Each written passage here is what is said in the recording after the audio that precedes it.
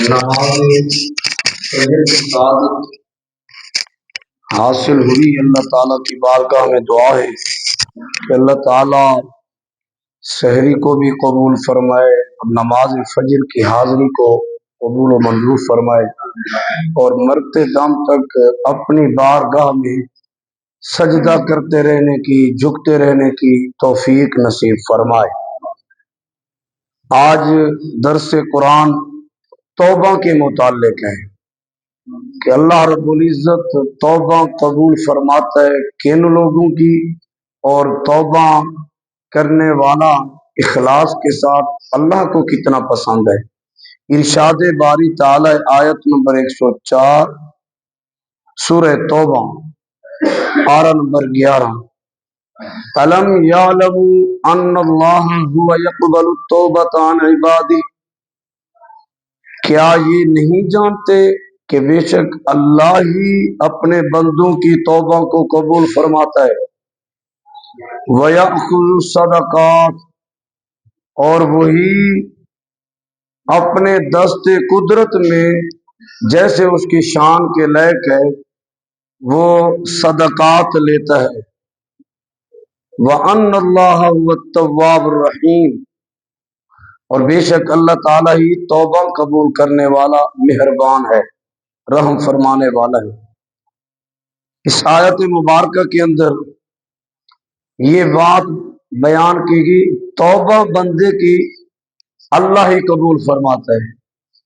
یہاں تو یہ ہے نا کہ بندہ بندے کی توبہ قبول کرتا پھر رہا ہے۔ بالخصوص وہ ایک واقعہ پیش آیا کہ امہات المؤمنین کو جنید جمشید نامی نے بے ادبی اور آوارہ الفاظ بول کر امہات المؤمنین کی گستاخی کی صریح، اور اس کے استاذ نے بیٹھ کر اس کی توبہ قبول کر لی، کہا اب یہ پاک صاف ہو گیا ہے۔ قرآن کی اس آیت میں اگر آپ عربی گرامر سے واقف ہوتے تو میں آپ کو اس کے متعلق بتاتا کہ کتنا تاکیدی جملے ہیں کہ علم یعلم، کیا جانتے بھی نہیں، انہوں پتہ ہی کوئی نہیں، ان اللہ هو یقبل التوبۃ عن عبادہ، کہ بے شک اللہ ہی اپنے بندوں سے توبہ قبول فرماتا ہے، اور وہی صدقات اپنے دست قدرت میں اپنی شان کے لائق لیتا ہے۔ اور پھر فرمایا وَأَنَّ اللَّهَ هُوَ التَّوَّابُ الرَّحِيمُ، بے شک اللہ تعالیٰ ہی توبہ قبول کرنے والا مہربان اور رحم فرمانے والا ہے۔ تو اس آیت مبارکہ کے اندر توبہ کا ذکر ہوا۔ توبہ مختلف جرائم اور گناہوں کی توبہ بھی مختلف انداز میں ہوتی ہے۔ یہ نہیں کہ بس بندہ ویسے کہہ دے میں نے توبہ کی تو توبہ قبول ہو۔ جرائم اور گناہ مختلف ہوتے ہیں۔ اگر جرائم اور گناہوں کا تعلق وہ اللہ رب العزت کی طرف سے احکامات فرائض ذکر کردہ لازم کردہ میں کوتاہی ہوئی، مثلا نماز نہیں پڑھتا رہا، جوانی گنوا دی، بڑھاپے میں آ گیا اب توبہ کرنا چاہتا، روزے نہیں رکھتا رہا، جوانی گنوا دی، حالانکہ طریقہ تو یہ ہے در جوانی توبہ کردن شیوائے پیغمبری است۔ انسان بوڑھا ہو کر توبہ کر کے کہ میں اب بالکل حاجی نمازی بن گیا ہوں، اب تو کسی کام کا رہا نہیں، اعضاء ساتھ نہیں دیتے، وہ جو پھرتیلا پن، چلاکت، کسی کو نقصان پہنچانا، بھاگ دوڑ کرنا، زیادتیاں کرنا، اب وہ اعضاء ساتھ نہیں دیتے، اب کہ میں بھی سچی توبہ کرتا ہوں، وہ اللہ کی بارگاہ میں قبول ہو جائے تو اس کے حصے میں وہ بہت بڑی غنیمت ہے۔ لیکن یہ کوئی زیادہ قابل فخر عمل کیا ہے؟ فرمایا خوش نصیبی قابل فخر عمل یہ ہے کہ بندہ جوانی میں ہی اپنے دامن کو تمام گناہوں سے پاک رکھے، کیونکہ در جوانی توبہ کردن شیوائے پیغمبریت۔ اب انبیاء کرام علیہ السلام کو ان کی خلوت جلوت، ان کا بچپنا، ان کی جوانی، ان کا بڑھاپا، ہر پہلو تمام گناہوں سے پاک اور وہ معصوم ہے۔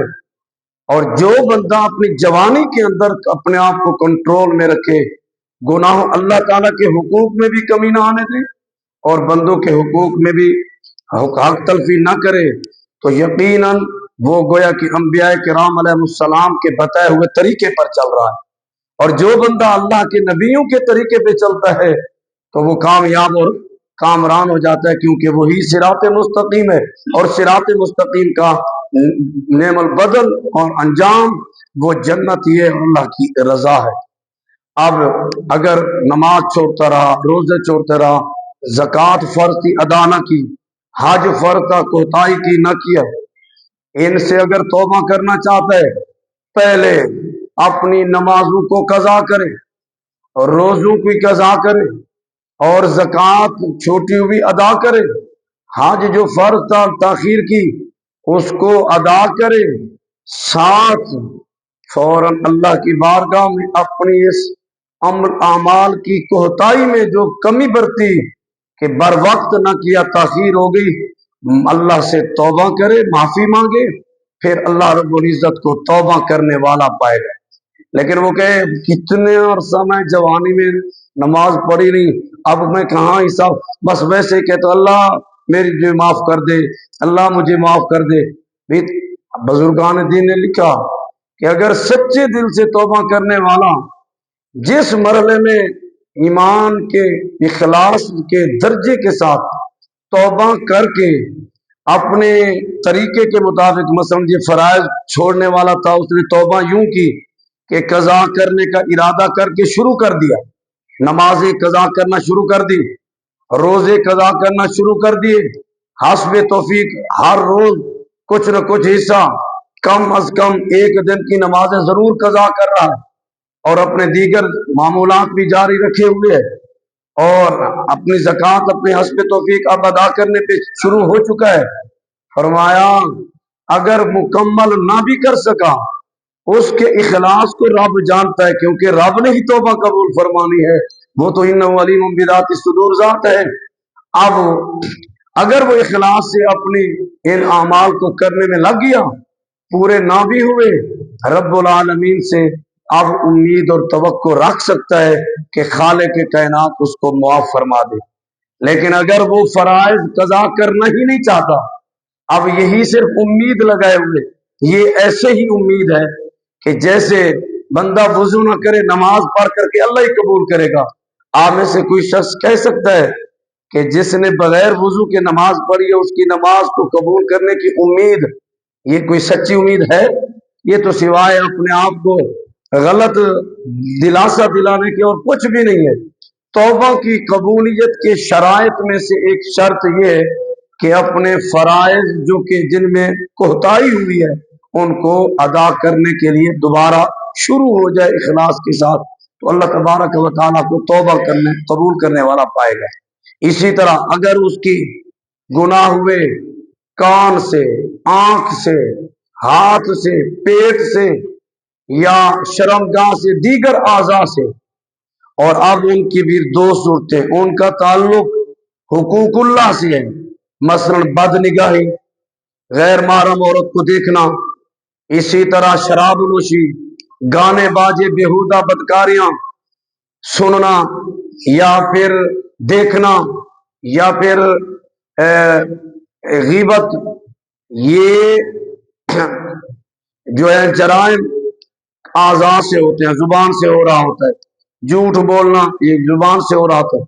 یہ اگر تو حقوق اللہ سے متعلق ہے تو پھر ان کی توبہ کے لیے ضروری ہے کہ بندہ اللہ رب العزت سے جو ہے یوں توبہ کرے، سچی توبہ اخلاص اور شرائط کے ساتھ، کہ اپنے ان تمام گناہوں کے ترک کرنے کا میثاق اور پکا پختہ عہد کرے، یوں کہ دوبارہ کبھی بھی زندگی بھر یہ گناہ نہیں کرے گا، اور پھر اللہ رب العزت کی بارگاہ میں گڑ گڑا کر رو کر آئندہ نیکی کے کام کرے، کیونکہ قرآن میں آتا ہے ان الحسنات یذہبن السیئات، بے شک نیکیاں برائیوں کو لے جاتی ہیں، تو پھر نیکی کے کام کثرت سے کرے تاکہ ان کی ان گناہوں کا ازالہ اور کفارہ بن سکے۔ تو اللہ تبارک و تعالیٰ اس کی توبہ تب قبول فرمائے گا جب اپنے کیے پہ نادم شرمندہ اور پھر آئندہ نہ کرنے کا پکا وعدہ عہد اور نیکی کے کام کرنے کا وعدہ. تو یہ جب 3 شرطیں پائی جائیں گی تو ایسے گناہوں سے توبہ اللہ تعالیٰ کی بارگاہ میں قبول ہوگی. تیسری صورت یہ کہ اگر انہی اعضاء سے اس نے گناہ کیے لیکن ان کا تعلق حقوق العباد سے ہے. قابل توجہ آج کا موضوع ہے توبہ کی قبولیت. ان کا تعلق حقوق العباد سے ہے، بندوں سے. اب اس کی پھر 3 صورتیں ہیں. نمبر 1 صورت تو یہ ہے کہ وہ کسی کا قرض ہے. کسی کا کیا ہے؟ قرض ہے. قرض کی مختلف صورتیں ہیں. مثلا کسی سے چیز خریدی، اب اس کی قیمت اس نے دینی ہے، یا اسی طرح کسی کا جو ہے کوئی مال لیا وہ واپس کرنا تھا، واپس نہ کیا. جو قرض کی مختلف صورتیں ہیں ساری کی ساری، اور دیگر بھی کوئی چیزیں جو اس میں آئیں گی، اگر تو وہ اس سے متعلق ہے تو پھر اس کی توبہ کے لیے ضروری ہے کہ حقدار کو اس کا حق واپس کرے. قرض دار جس کا قرض اس نے، قرض خواہ کو قرض دار اس کا قرض واپس کرے. جب تک قرض واپس نہیں کر رہا، اس کا حق واپس نہیں کر رہا، توبہ کی جتنے مرضی تسبیحاں پڑھ لے، لاپ لے، اعلان کر دے، کیونکہ اس نے حق مارا ہوا ہے بندے کا. اور بندے کے حق مارنے والے کی توبہ کی قبولیت کی پہلی کڑی اور شرط یہ ہے کہ وہ پہلے ان کا حق واپس کرے، پھر اللہ کی بارگاہ میں دعا کرے، اللہ تعالیٰ کو توبہ قبول کرنے والا پائے. نمبر 2 دوسرا درجہ کہ ان گناہوں کا تعلق ظلم سے ہے. بظاہر یہ قرض نہیں ہوتا، بظاہر حقیقتاً یہ قرض نہیں ہوتا، یعنی یوں کہ کسی کا معاوضہ دینا ہے، اگرچہ ظلم کرنے والا بھی اپنے کندھوں پہ کسی کا قرض ہی اٹھاتا ہے، لیکن ہم اس کو شرعی اعتبار سے اور عرف اعتبار سے قرض نہیں کہتے. اب کسی نے اگر کسی پر ظلم کیا، اس کی جان مار دی، اور اس کی غیبت کی، اس کی چغلی کی، اس پر الزام دھرے، یہ سارے جرائم اسی میں آتے ہیں، ظلم میں آتے ہیں. اپنے طاقت کے بل بوتے ظلم کر گیا. اب اس شخص کی توبہ صرف اس صورت میں قبول ہوگی جس پر اس نے ظلم کیا اس کے حقوق یوں ادا کرے کہ وہ مظلوم اسے معاف کر دے. جب تک مظلوم پہلے کے ساتھ کیا تھا، اگر وہ قرض واپس کر دیتا ہے، پھر بھی اگر جس کا قرض تھا رنجش باقی رہی، اللہ کو توبہ قبول کرنے والا پائے گا، کیونکہ جو اس کے ذمے تھا وہ اس نے ادا کر دیا. لیکن ظلم اس سے زیادہ درجے کا ہے کہ اس نے ایک انسان کی دل کو بالکل دل توڑ. آج لوگ عام خام کھائی نہ کھائی دل لوگوں کے توڑتے رہتے ہیں. ہر بندہ ایک انسان ہے، اس کے دل دھڑکنے والا، حساسیت رکھتا ہے، کوئی بھی ہو، خواہ کسی طبقے سے بھی ہو. یہ نہیں کہ ہم سے جو کمزور ہیں تو ان کا دل ہی نہیں، ان کا دل برداشت نہ کرتے رہے، نہیں. اب وہ جو ظلم سے متعلق ہے نا، اس کی توبہ اس وقت قبول ہوتی ہے جب وہ مظلوم کو یوں راضی کرے کہ مظلوم خود معاف کر دے. اللہ کی بارگاہ میں اس کی پھر توبہ قابل قبول ہوگی. اس پر حافظ ذہبی کا مجھے وہ واقعہ یاد آیا جو انہوں نے الکبائر کے اندر درج فرمایا. مظلوم حدیث پاک ہے، آپ نے بھی سنی کہ نبی کریم علیہ السلام نے فرمایا اتق دعوت المظلوم، فرمایا مظلوم کی آہ سے ڈرتے رہا کرو. مظلوم وہ ہوتا ہے جس کی کوئی سنوائی نہیں ہوتی، معاشرہ ایک طرف ہو جاتا ہے اور وہ مظلوم ہر ایک اسی پر انگلیاں اٹھا رہا ہوتا ہے، زبان دراز یا الزام. اب مظلوم کی فرمایا بد دعا سے ڈرتے رہو، کیونکہ اللہ رب العزت کے درمیان اور اس مظلوم کی آہ کے درمیان کوئی حجاب اور پردہ نہیں، براہ راست اس کی آہ اللہ کی بارگاہ میں پہنچتی. حافظ ذہبی نے الکبائر میں واقعہ کیا لکھا، فرمایا ایک بادشاہ وقت نے نا اپنا محل تیار کروایا. مختصراً جملے بول رہا ہوں. محل تیار کروانے کے بالکل ٹیپ ٹاپ عمدہ رہنے کے قابل ہو گیا. सैर को देखने के लिए परिंदों ने बुलाया कि हजरत आज हमें इनाम दो, हमने तुम्हारा महल मंजिल कोठी तैयार कर ली है। तो जब वो आया उसने सारा देखभाल किया, रहने के जो जो जरूरियात थी सब उसने फाइनल पाई और सबको इनाम देता गया, तुम्हारा ये इनाम है, तुम्हारा ये इनाम है, सखावतें कर रहा है। ऊपर जब छत पे चढ़ा तो जिस वक्त छत पे चढ़कर घर के सामने सामने देखा तो एक झोपड़ी है। तो देखे कि जब अल्लाह ताला वो माल दे जो शुक्र अदा करने के सबब बने, ज़कात अदा करने के सबब बने, ये वो दौलत है जिस तरह हजरत उस्मान गनी को अल्लाह ने अता फरमाई, जो इस्लाम के भी काम आई और अपनी भी बख्शिश किस्मत। और वो दौलत जो कारून, फिरौन और हामान के पास थी, हर वक्त डरते रहना चाहिए। वो दौलत कौन सी थी जो उसको जहन्नम में जा धकेला। अब बादशाह वक्त इतना बड़ा लोगों को सखावतें कर रहा है, लेकिन सामने वाले की झोपड़ी भी बर्दाश्त ना हो। उसने फौरन करिंदों को ऑर्डर किया, ये सामने वाली झोपड़ी शाम तक नहीं होनी चाहिए जब मैं यहाँ शिफ्ट हूँ।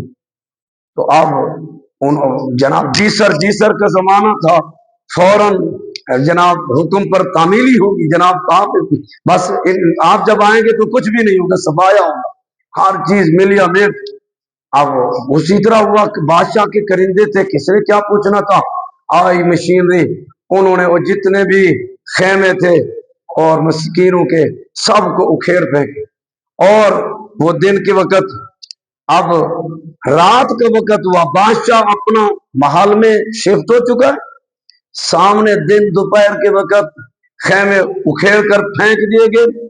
अब गरीब मिस्कीन जब रात को वापस अपनी झोपड़ी में एक खातून आती है, ने यूं ही लिखा, और मैं खातून आती है, आकर देखती है, रात को पनाह लेना चाहती है उस खेमे में, उसका वो खेमा है ही नहीं। अब जब खेमा नहीं पाती तो उसके दिल से आ निकली, कहा या अल्लाह, मैं नहीं थी, होती तो मैं अपने खेमे की भी हिफाजत करती, अगर ना कर पाती तो खेमा यहां से उठाकर कहीं और ले जाती। अब ना तो कोई खेमा है ना खेमे की जगह, सब कुछ।